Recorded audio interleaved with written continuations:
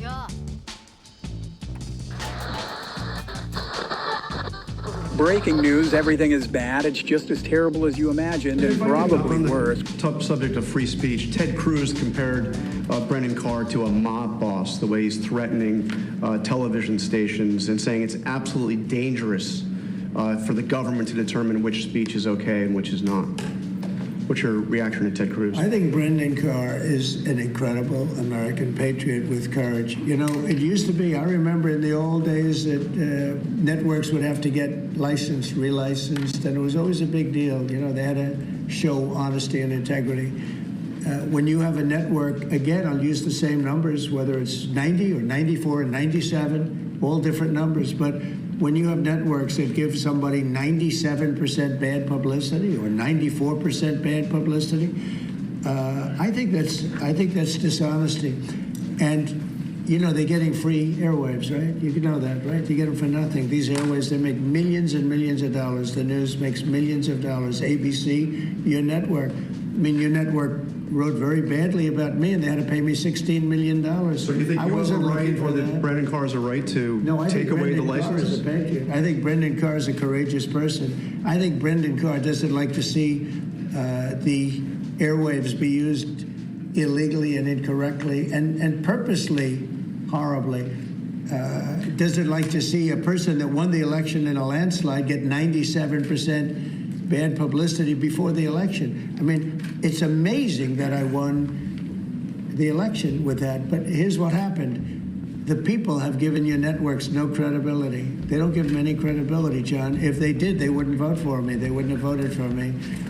When you look at, I mean, you could also say the liberal media, the liberal left, when you look at these stories and papers, but we're not talking about that. We're talking about, I assume you're talking mostly about the networks, but they have a licensing procedure, and you can read it as well. They have to show honesty and integrity.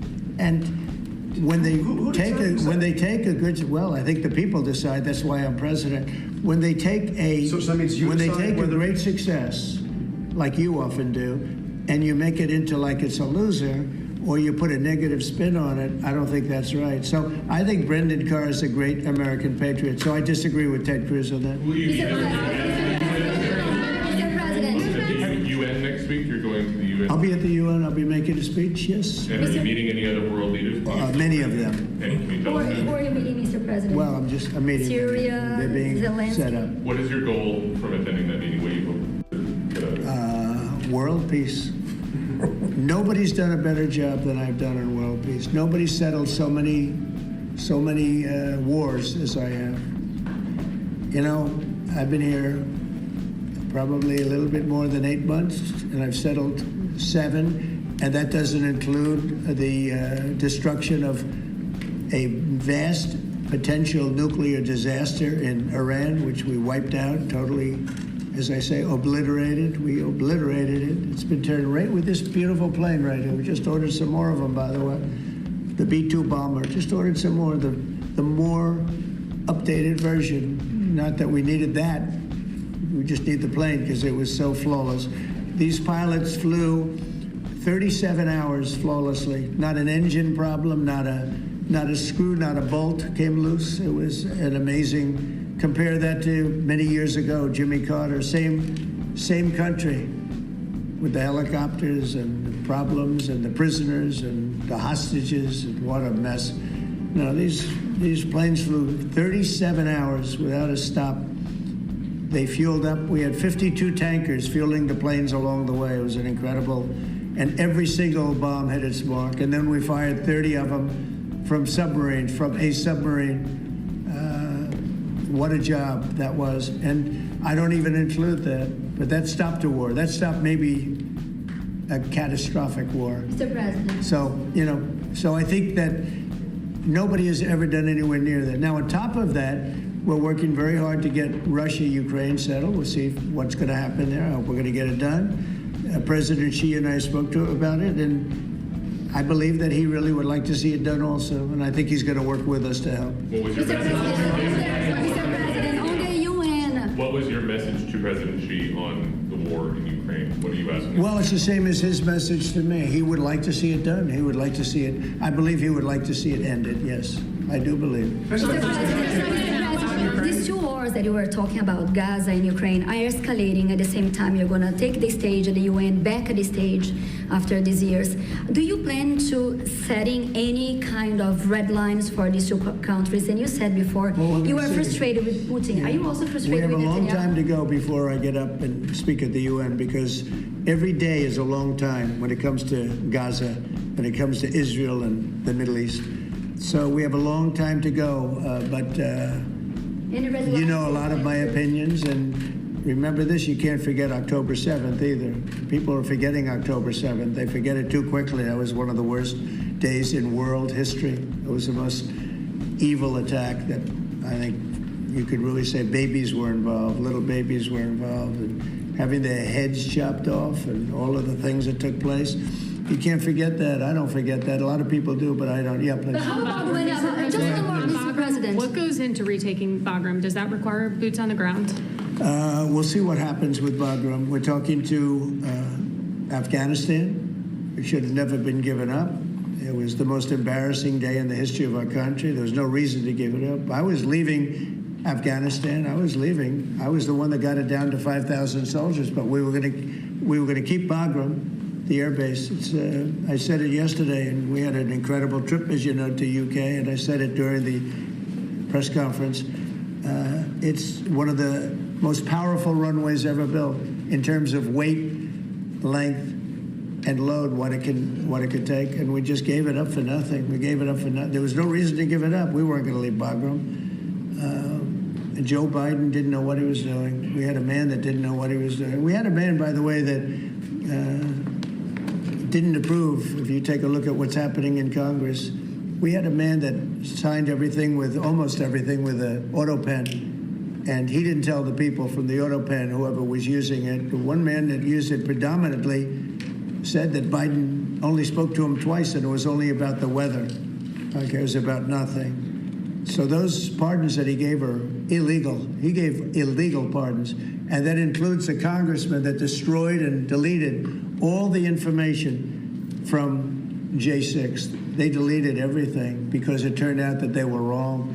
It turned out that I offered 10,000 National Guard or soldiers, whatever they wanted, and you wouldn't have had a problem. And they turned it down. Nancy Pelosi turned it down, and the mayor of Washington, D.C. turned it down. They deleted everything, and they destroyed it, illegally destroyed it.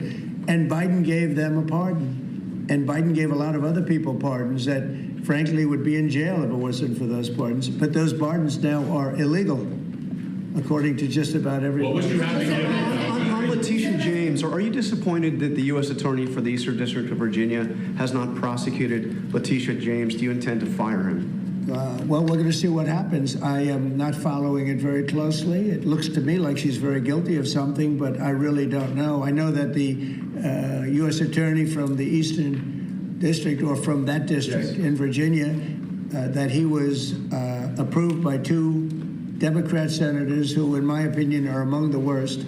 And when I learned that two senators, Democrats, because as you know, it's very hard with the blue slip, it's very hard for a Republican to get somebody approved if you have one senator that's a Democrat because of an old custom. It's not a law, it's a custom. It's a ridiculous custom. But if you have a Democrat senator, you have to get that senator approved. Well, in this case, we had two. When I saw that he got two senators, two gentlemen that are bad news as far as I'm concerned, when I saw that he got approved by those two men, I said, pull it, because he can't be any good. So you want him fired? You want him out? Yeah, I want him out, yeah. When I learned that he was blue-slipped through by two Democrat senators in Virginia, people that would never vote for it, the people that haven't voted for us for probably years, okay, probably years. In my opinion, two bad guys. You know, they are Warner and Kane. Two bad guys, bad senators, too. They do a terrible job for the people of Virginia. But when I saw that he got approved by these two terrible people that haven't voted, they just don't vote, no matter what it is, we could give them the greatest deal ever, and they still wouldn't vote. And they voted for this guy. And I have other people, judges, and I have U.S. attorneys from other states where I have the same situation, and they can't get approved. So when I learned that they voted for him, I said, I don't really want him. Okay. Mr. President, have you seen the polling, the Gallup poll out of Ukraine that shows 23%, less than a quarter of Ukrainians actually support continuing the war against Putin? We saw the European leaders come here and try to say the world is united for the war effort, but Ukrainians have war fatigue themselves. Well, have you seen the polling and your thoughts on it? I don't blame them. It's a war that never should have started. It's a war that never would have happened. If I were president, that war never would have happened, ever. That's a disgrace that that war happened. And they're losing anywhere from 5,000 to 8,000 people a week on that war, which is the worst since the Second World War. That's a war that should have never happened. And if you consider, would have never happened. And it didn't happen for 4 years. When I was here, it didn't happen. Go ahead. have you considered cutting funding, even promises made by the Biden administration? Well, we're not spending any money on the war. You know, we're being paid for everything we said. Unlike Biden, he gave them $350 billion, and it was shocking. We're not spending any money on the war. The war is being funded by NATO. NATO is buying our equipment. In fact, I don't want to make money on that war. I don't want to, but we are actually making money on that war because they're buying our equipment, as you know. But NATO, as you know, very important, is funding the entire thing. They're paying for the missiles, for the tanks. They're paying for anything that's sent over there. It goes to NATO, and then NATO does what they want with it. In this case, I guess they give it to Ukraine. It's a very sad war. It's a war that never should have happened. Mr. President. Going back to TikTok, could you tell me, is the U.S. government going to take a board seat in the company, and will the U.S. government get a board seat within the company? Well, we're going to announce that. Are you talking about TikTok? Yes, yeah, TikTok. We're going to announce it. But it's a great deal for our country. It's a great deal for all of the young people in the country that wanted it, and people generally.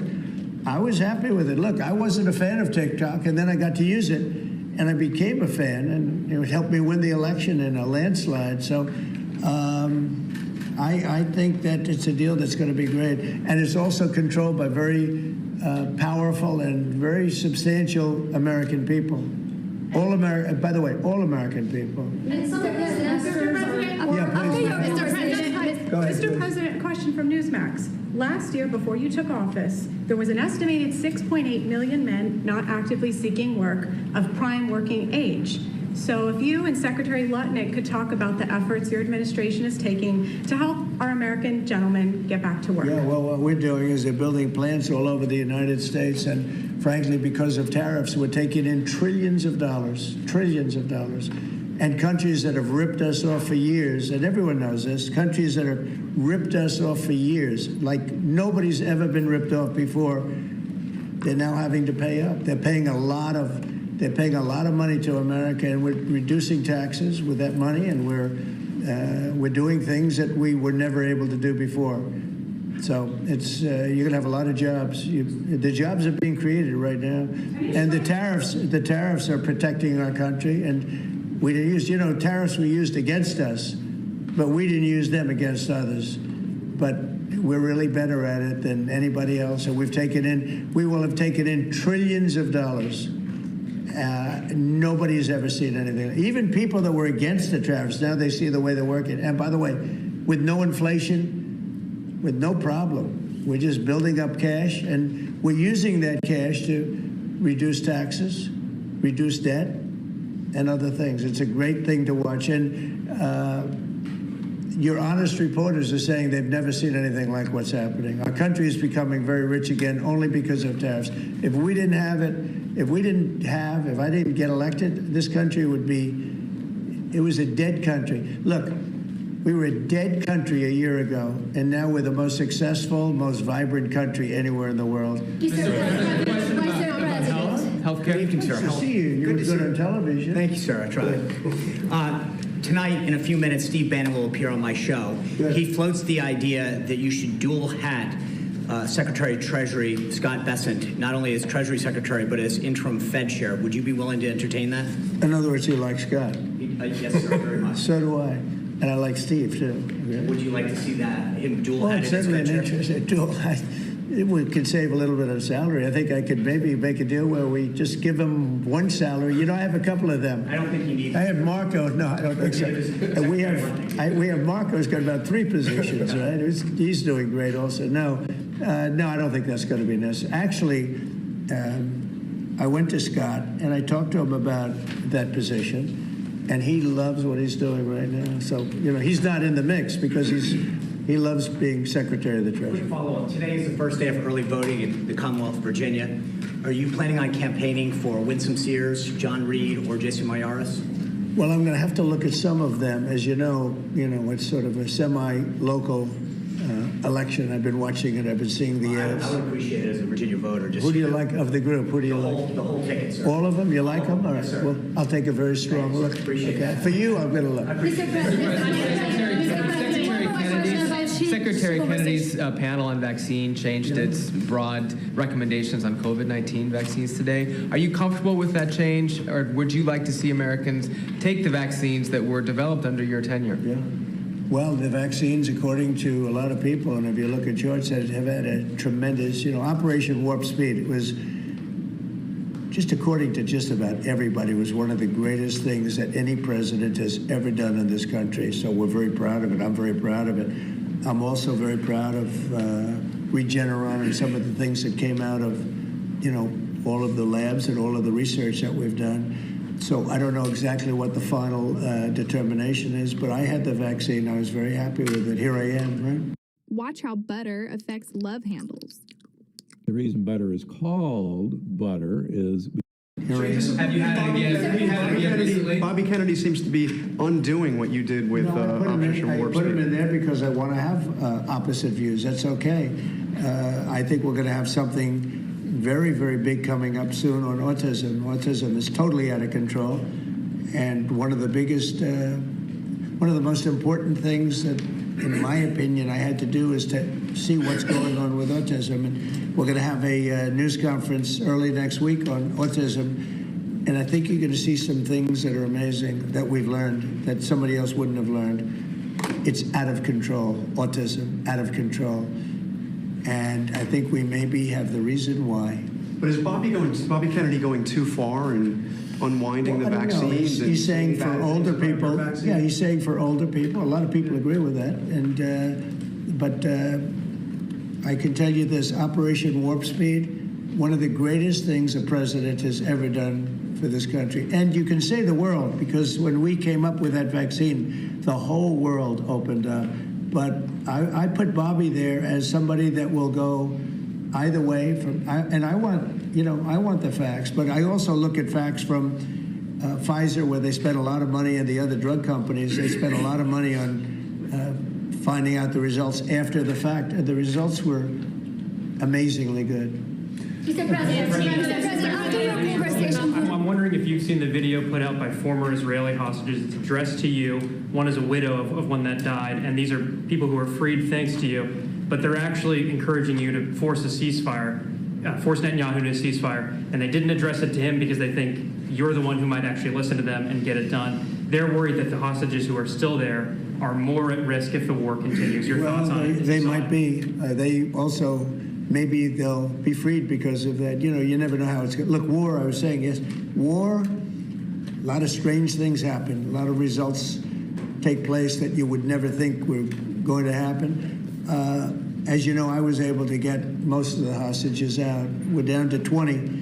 And we have 32 dead people. You know that. We have 32, maybe more, 38. But between 32 and 38 people that were dead, mostly young people, and I've dealt with some of the parents, and we got all our Americans out, as you know, but now we're talking about mostly Israelis, but I dealt with parents, I spoke to parents, and they want the body of their son, I believe in almost all cases sons, but they want the body of their cherished, beautiful son, they want the body back as much as though he were alive.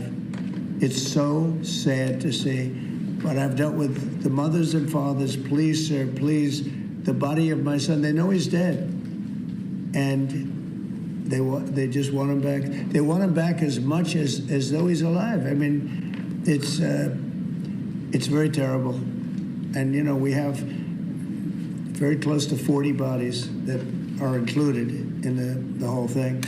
But we have 20, probably 20 that are living. It might be a little bit less because a couple of things. Look, young people don't die, okay? They just don't die. And they can take a lot, but a lot of people died in these horrible tunnels. They're mostly in the tunnels. I know a lot about it. I got them out.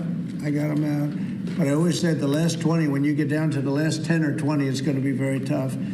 It's a nasty situation. You can't forget October 7th, but it's a nasty situation, terrible. Mr. President, on Gaza, the UN concluded this week that Israel committed genocide in Gaza. What are your thoughts on that? Well, I haven't seen that. I'm looking at it, but did anybody commit genocide on October 7th? What do you think about that? That was genocide at the highest level. That was murder, genocide, you can call it whatever you want. But little babies were chopped in half. And in Gaza? Arms were cut off people. Heads were cut off people. That's genocide. That's genocide also, I guess. Right? What do you think? Mr. President, a question on your Memphis deployment. A fee from that deal? What is that fee going to be in the U.S. It hasn't been fully negotiated, but we'll get something from the standpoint that we worked hard. We put up a lot. We spent a lot of money on letting this come and letting this, it's a very, very big deal. It's a very powerful deal. And the United States really, I see it. I mean, people were saying, save TikTok, save TikTok. So many people. It's a big thing. And, China can be very proud that they were able to get that started. And so I very much appreciate President Xi's working with us on that. Very much.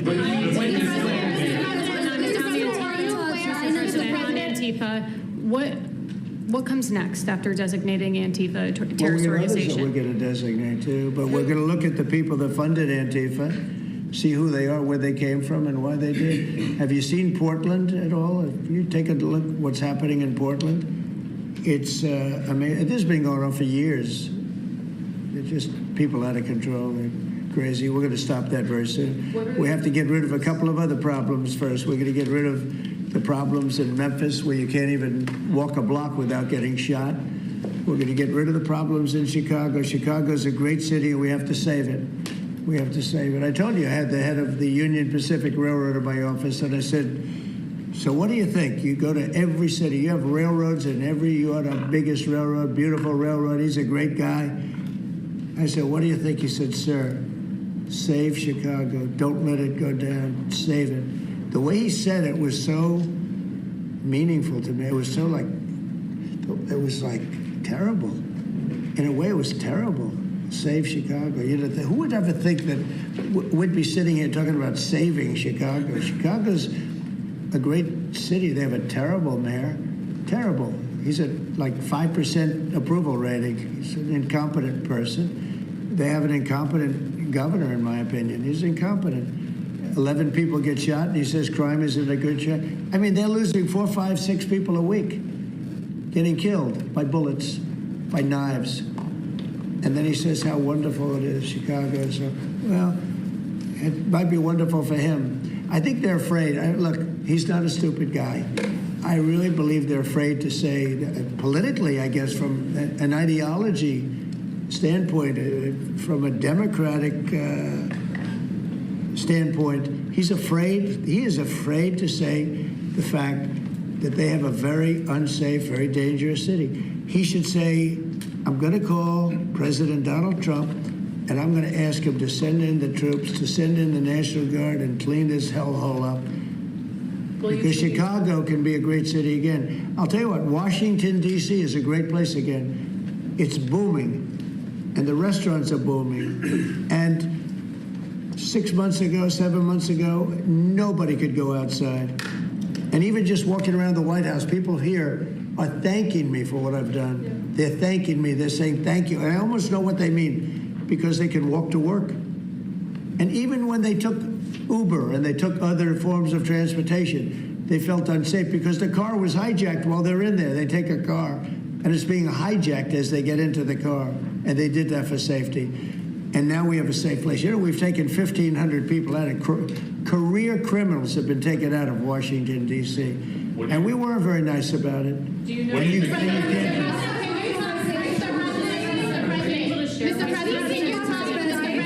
That rail merger, did you discuss it with the Union Pacific? I did discuss it, and I don't want to make a comment on it, but Union Pacific is a great railroad, and they want to add a railroad that had a mistake at a place very close to my heart. You know, a lot of people say that that was a place where I got off to a very good start. It was a rough thing that happened. Well, they're trying to buy that railroad that had the problem, and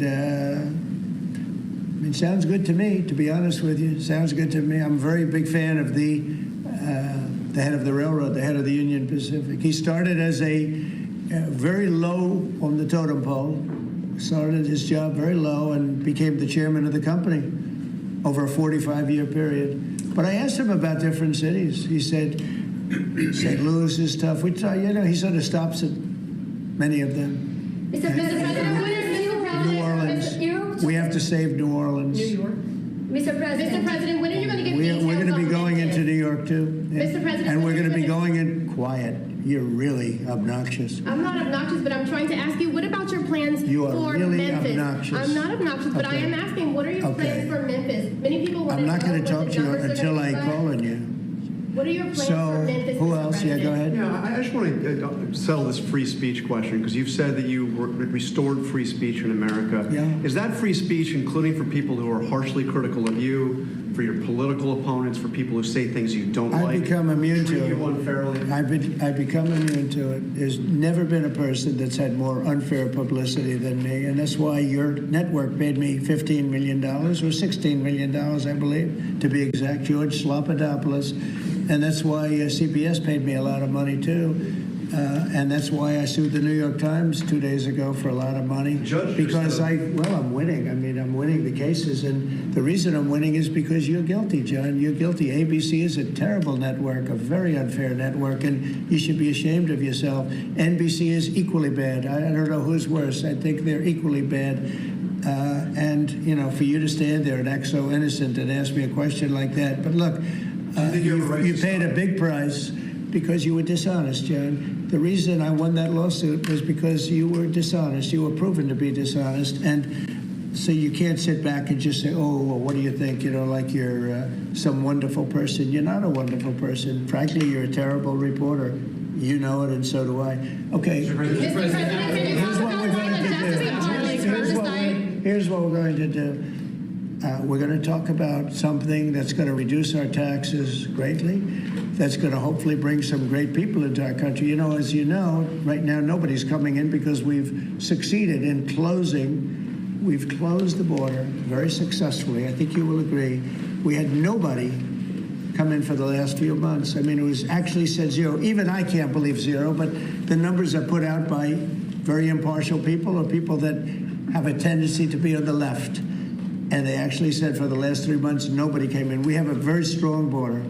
It's a closed border. People are coming into our country, but they're coming in legally. It's a beautiful thing to watch. But we are doing something where rather than coming into the border, 25 million people came into our country during Biden. One of the saddest things, the worst thing, look, he was horrible in inflation. He was horrible in just about everything you could be. I don't think he was good on. He wasn't even fair on anything. It was a horrible administration. He was the worst president in the history of our country, and we have to mop it up.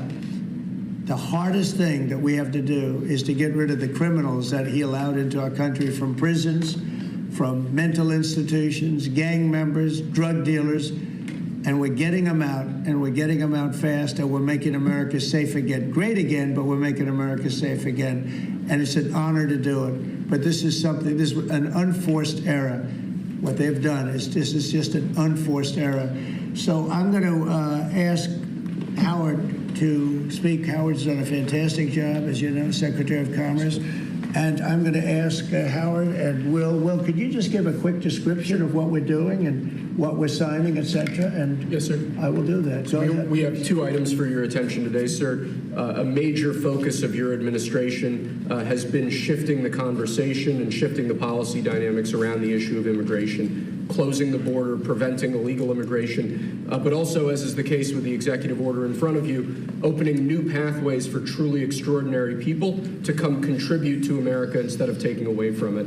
So this executive order is entitled the Gold Card. It will set up a new pathway, a new visa pathway for foreigners of extraordinary ability who are committed to supporting the United States for a payment of $1 million to the U.S. Treasury, or if a corporation is sponsoring them, $2 million by that corporation, and that will give them access to expedited visa treatment as part of this new Gold Card program. And one of the biggest problems we have is that people, they go to the best schools and they do great and they get great marks, and then they're thrown out of the country. You're not allowed to stay. This way, a corporation will be able, sort of like a signing bonus in baseball or football, a corporation will be able to get them to stay in the country, and I think it's going to be tremendously successful. Howard, would you say a few words about it, please? Sure. So historically, the employment-based green card program let in 281,000 people a year, and those people, on average, earned $66,000 a year on average, and they were 5 times more likely to go on assistance programs of the government. So we were taking in the bottom quartile, below the average American. It was illogical. The only country in the world that was taking in the bottom quartile. So what we are doing now is we are going to stop doing that. We're going to only take extraordinary people at the very top. Instead of people trying to take the jobs from Americans, they're going to create businesses and create jobs for Americans, and this program will raise more than $100 billion for the Treasury of the United States of America. Which we'll use for cutting taxes and paying down debt. We think it's going to be very successful. Essentially, we're having people come in, people that in many cases, I guess, are very successful or whatever, and they're coming in, they're going to spend a lot of money to come in. They're going to pay as opposed to walking over the borders, and they may come from jails, prisons, and everything else. These people don't. They're very productive people, and they're going to pay $1 million. The corporation's going to pay $2 million, and it's going to raise billions of dollars, billions and billions of dollars, which is going to go to reduce taxes, pay off debt, and other good things. So I think it's going to be very successful. Are the big techs on board with this, Mr. President? The big techs, are the big techs on board with this decision? You just what's going to I wish you'd speak more clearly. I really do. Give it to me again. Are the big techs, the CEOs, on board with this decision? Big techs? Big tech. Big tech companies. Yeah, big tech. Yeah, it's big tech. It's every company. It's big tech. It's big tech. It's big everything. Okay? It's a company. I said it's not a tech company. It's tech companies and everything else. It's companies having a hard time getting people to be able to stay in the country. It's very difficult. Now, if you want to walk through the border, you can have no problem. People say, well, the best way to come in is walk right through the border. But they can't do that anymore because under our administration, the border is totally closed. You can only come in if you come in legally, and that's the way it's been, and that's the way it should be. And we're taking a lot of people out of the country that are here from prisons, from jails, from mental institutions, and even insane asylums, people that are crazy. We're taking them out of the country. We're getting them out of the country because you can't have a country like that. And I tell you, Christie and Tom Holman and all of the people that have worked so hard on this, they've done an unbelievable job. And I think we're getting great marks for it. People feel safe. Washington, D.C. is just the beginning. We brought the numbers down in Chicago a little bit by having the FBI in there for the last 5 months. We brought the numbers down in Memphis a little bit, but now we're going for the big one. Now we're going to go for the big one. But we set ourselves up very well in Chicago, Memphis, New Orleans a little bit, going in early just to see what was happening. We study it. We're studying the site. It's sort of like war. I mean, I hate to tell you, it's like war. Some of these people are really bad. They're really, really sick people. They're dangerous people. They're killers. They're murderers, drug dealers, and can't have it. You can't have a country like that. It's so beautiful to see in Washington, D.C., that people are walking down the middle of the street and they're going to restaurants, and you are too. And half of you were mugged. I mean, I don't know if she's here now. I don't see her, but some people were badly mugged that were reporters. Two of the people right standing in the back of the room were mugged, and they're not going to have that anymore. And if you look at the crime stats in Washington, D.C., you have a safe place again. They were afraid to go to a restaurant because the restaurant would be held up while they're having dinner. And so they'd be mugged going there, and assuming they escaped the mugging, they go to the restaurant and then they're held up. This is how bad it's been. To follow up on the visa question, I think this may be the next thing that you're signing, but for the H-1B visa action that you're doing it's today, going to be next. We'll talk about that. You're very close to the technology CEOs. Are they concerned about that? I think they're going to be very happy. Everyone's going to be happy. And we're going to be able to keep people in our country that are going to be very productive people. And in many cases, these companies are going to pay a lot of money for that. And they're very happy about it. Okay, we'll talk about that next, Sarah. Okay.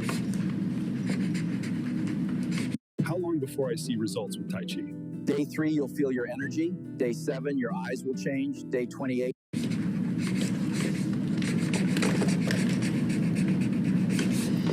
My friend, why don't you keep that, okay? Thank you. You've done such a good job. Okay. It's phase 1. John, are you happy? Pitch.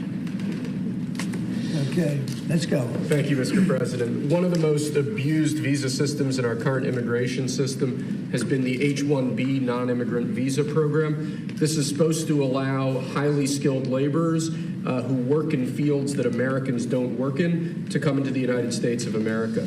What this proclamation will do is raise the fee that companies pay to sponsor H-1B applicants to $100,000. This will ensure that the people they're bringing in are actually very highly skilled and that they're not replaceable by American workers. So it'll protect American workers, but ensure that companies have a pathway to hire truly extraordinary people and bring them to the United States to work. We need workers. We need workers. We need great workers. And this pretty much ensures that that's what's going to happen. I think, Sean, you agree with that? Well, they're $100,000 per year. So the whole idea is no more will these big tech companies or other big companies train foreign workers. They have to pay the government $100,000, then they have to pay the employee. So it's just not economic. If you're going to train somebody, you're going to train one of the recent graduates from one of the great universities across our land, train Americans, stop bringing in people to take our jobs. That's the policy here, $100,000 a year for H-1B visas, and all of the big companies are on board. We've spoken to them about the gold card. They love it. They love it. They really love it. They need it. Go ahead, Sean. Mr. President, it seems like there's two categories of visa programs. The H-1B that a lot of people believe take American jobs, and then the gold card and programs like EB-5 that add value and jobs to America. Is that sort of how you look at the visa program? Well, ideally, look, if somebody's got the people, they're not going to want to spend $100,000 as an example in your second category. So it's not taking jobs. And we need certain jobs. We need certain skilled jobs that we don't have.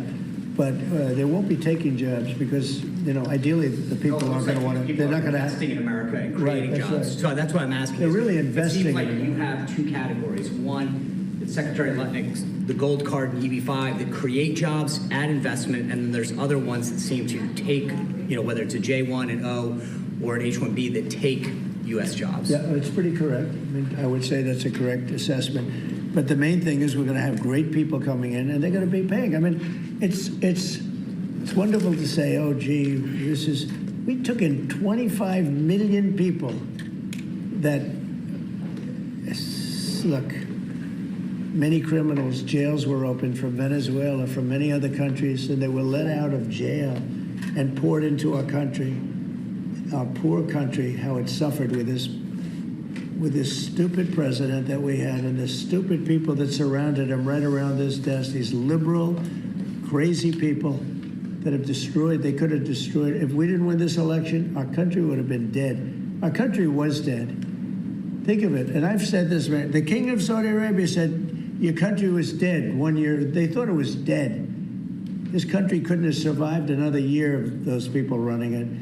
And now we have the hottest country anywhere in the world. Think of that. And this is going to help. And we're taking in hundreds of billions of dollars. This will be taking in, the gold card will be taking in hundreds of billions of dollars. And companies will be able to keep some people that they need. You know, they need people of expertise, great expertise. And I think it's going to be a fantastic thing. And we're going to take that money and we're going to reduce taxes. We're going to reduce debt. We have a very, very strong country. Assuming everything works out great with the lawsuit that we have a lawsuit that's inspired by foreign countries that ripped us off for 25 years. But assuming we win that, we hopefully win it in the Supreme Court of the United States. We have a country that no stopping us. We're rich, we'll be rich. We can take care of poor people. We can take care of our military. We can take care of everything. We can take care of beyond the country. We can help take care of the world. If we don't, it'll just be the same struggle that we've had for years where other countries charged us tariffs and they ripped us off. Our country has been ripped off more than any country in the history of the world. And now we're doing what we have to do. We're taking in billions and billions of dollars at levels that nobody has ever seen, trillions of dollars. And we're using it to reduce debt. We're using it to reduce taxes. The great big beautiful bill is a big tax reduction. It's being paid for by the tariffs, and people are paying a lot less money in taxes. They're being, think of it, no tax on tips, no tax on Social Security, no tax on overtime. It's an unbelievable phenomenon. It really is. It's the golden age. We're making it the golden age. Without the tariffs, it would be impossible. And China, for years, charged us tariffs, and they continue to do it, and so do other countries. Most countries, they charge us. They were ripping. Look, the European Union, as you know, I get along very well with them, but they ripped us off so badly. Nobody's ever seen anything. Now, the European Union is paying us $950 billion, and they're paying us $750 billion to buy our energy, and they're okay with it. They signed the agreement. You know, it's not like anybody forced them to do it. They're okay with us. Tariffs are making our country very rich again, and we'll be able to take care of our debt. We'll be able to take care of our taxes, lower taxes. We'll be able to take care of Medicare, Medicaid, Social Security. We're going to be a rich country again. Without tariffs, we'd be in very big trouble. Do you still want Europe to pay 100% tariffs on China? Excuse me. H-1Bs are sometimes used by people already in the country legally on other visas or student visas. Does this apply to them or to renewals, or does it only apply to people applying for the first time from abroad? Renewals, first times. The company needs to decide, is that person valuable enough to have a $100,000 a year payment to the government, or they should head home and they should go hire an American. The whole idea, it's annual, and it's for total. It can be a total of 6 years. So $100,000 a year, so either the person is very valuable to the company and America, or they're going to depart and the company's going to hire an American, and that's the point of immigration. Hire Americans and make sure the people coming in are the top people. Stop the nonsense of letting people just come into this country on these visas that were given away for free. President is crystal clear. Valuable people only for America. Stop the nonsense. And remember, the country... It's just a fee, right? Yeah. Fee to America. The country would rather not have to pay $100,000, but they'd rather, how do you do that? You hire Americans. So there's an incentive to hire American. But there may be instances where it's better off doing it through expertise or whatever it may be. But they're both unbelievable, whether it's a gold card or anything else that we talked about today. And that includes talking about freedom of speech, because our country has been decimated by bad people, very bad people that love crime. They love crime. Explain it to me. They don't want to have our military go in and save lives. But when you go and ask the people, do you mind having the National Guard come in if it meant safety? They look at the question like, what's wrong? What kind of a stupid question is that? Of course they do. We're going to have a safe country again. We're not going to have people shot, 11 people shot. Think of it. In Chicago, over a period of 6 or 7 weeks, 55 people were murdered. And then you have a governor saying how wonderful it is. It's not wonderful. It's a very unsafe. There's not a place in the world. You go outside, you go to Afghanistan, you go to different places all over the world that you hear about. It's 20% of what's happening in places like Chicago. And you think of them as unsafe. Mexico City, it's a tough place, dangerous place. The crime rate is lower. Think of it.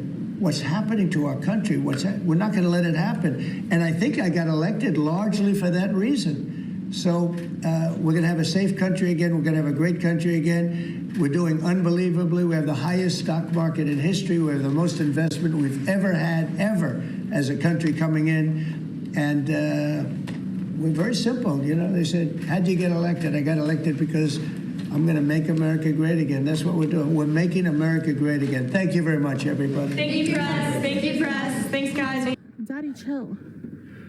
What the hell is even that?